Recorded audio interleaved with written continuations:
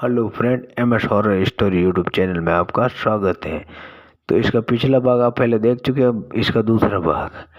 एक आत्मा की कहानी। बंद दरवाजे के पीछे से आती कदमों की आवाज़ हर पल तेज होती जा रही थी। अर्जुन ने कांपते हाथों से दरवाज़ा खोला। अंदर एक पुराना कैमरा था जिसमें दीवारों पर सैकड़ों साल पुराना चित्र बने थे। कैमरे के बीचों बीच एक चमकता हुआ दर्पण रखा था। जैसे ही अर्जुन ने दर्पण के पास पहुंचा, उसका चेहरा नहीं बल्कि काला साया का असली रूप दिखाई दिया। वे एक प्राचीन तांत्रिक था जिसके अमर होने की चाह में अपने आत्मा का अहंकार से बांध दिया था। अचानक दर्पण टूट गया और काला साया पहले से भी अधिक शक्तिशाली होकर बाहर आ गया। पूरी हवेली जोर जोर से हिलने लगी। बाहर गांव में तेज आंधी चलने लगी और आसमान में बिजली चमकने लगी। शांत आत्मा ने अर्जुन से कहा, इसे हराने का केवल एक ही तरीका है। हवेली की छत पर रखी पवित्र घंटी बजाओ। उसकी ध्वनि अंधकार की शक्ति को समाप्त कर देगी। अर्जुन ने पूरी ताकत से सीढ़ियां चढ़कर छत की और दौड़ा, जबकि काला साया उसका पीछा कर रहा था। जैसे ही उसने घंटी की रस्सी पकड़ी, काला साया उसके ठीक पीछे गया। ये अर्जुन की घंटी, काला साया उसे रोक देगा। अर्जुन ने पूरी ताकत से पवित्र घंटी की रस्सी खींची। पहले ही घंटी में आवाज पूरे आसमान में गूंज उठी। हवेली कांपने लगी और काला साया डर से चीखने लगा। लेकिन तभी काला साया अपनी पूरी शक्ति के साथ अर्जुन पर टूट पड़ा। उसने तेज अंधकार का एक भयंकर भंवर बना दिया। अर्जुन लड़खड़ा गया और उसके हाथ में पवित्र ताबीज दूर जाकर गिर पड़ा। उसी समय शांत आत्मा फिर से प्रकट हुई। उसने कहा, अर्जुन हिम्मत मत हारो, ताबीज उठाओ और हवेली के शिखर पर बने पवित्र चिन्ह तक पहुंचो। वे उसकी शक्ति समाप्त होगी।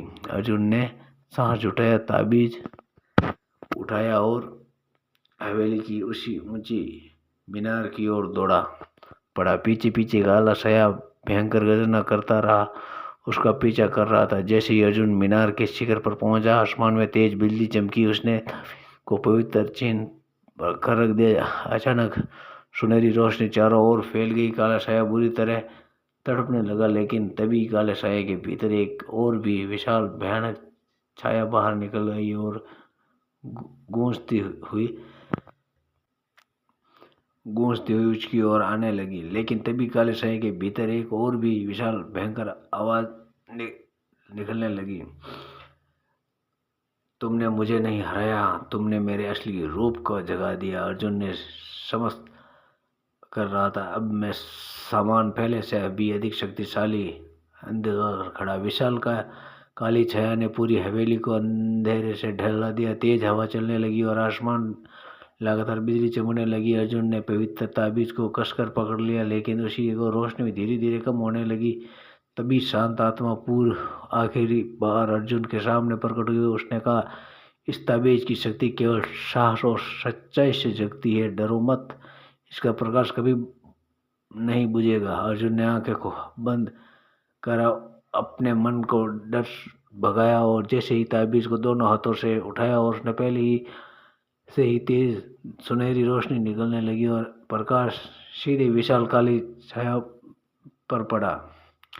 काला छाया दर्द में चीखी और उसमें शक्ति टूटने लगी। हवेली की दीवारों पर बने रहस्यमय चिन्ह चमक उठे।